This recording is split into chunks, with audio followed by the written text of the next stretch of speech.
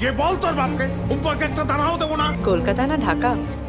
বিগত কয়েক বছরে টলিউডে কাজ বেড়েছে ঢাকার শিল্পীদের। টলিউডের শিল্পীরাও নিয়মিত কাজ করছেন এই দেশে। তবে সাম্প্রতিক রাজনৈতিক টানাপোড়েন আর ভিসা জটিলতায় পড়েছেন দুই বাংলার শিল্পীরা। অনেক সিনেমার কাজ থেমে আছে, কেউ কেউ আবার কাজ ছেড়ে দিতে বাধ্য হচ্ছেন। ভবিষ্যতে কাজ করতে পারবেন কিনা তা নিয়েও শঙ্কায় রয়েছেন অনেক তারকা। টলিউড অভিনেত্রী স্বস্তিকা মুখার্জিকে নিয়ে আলতাবানু জ্যোৎস্না দেখেনি ও 111 সিনেমার নির্মাণের ঘোষণা দিয়েছিলেন ঢালিউডের নির্মাতা হিমু আকরাম ও কামরুল রিফাত। বর্তমানে দুটি সিনেমার কাজই স্থগিত রয়েছে।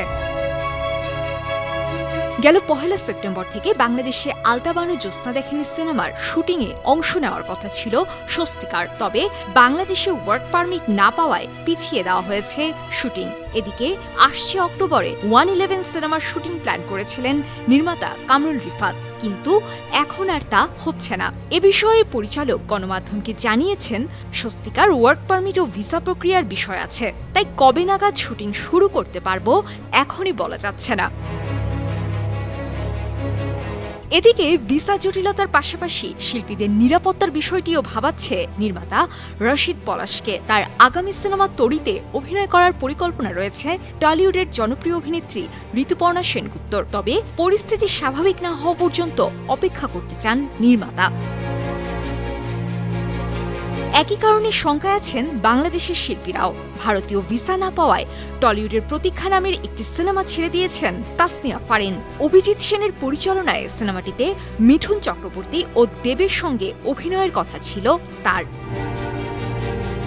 এদিকে ভিসা জটিলতায় আটকে গেছে পরিমণি অভিনীত টলিউড সিনেমা ফেলো বক্সির ডাবিং। বিষয়টি নিয়ে পরি গণমাধ্যমকে বলেছেন, কবে ভিসা পাবো, কবে যেতে পারবো বুঝতে পারছি না, দুশ্চিন্তায় আছি।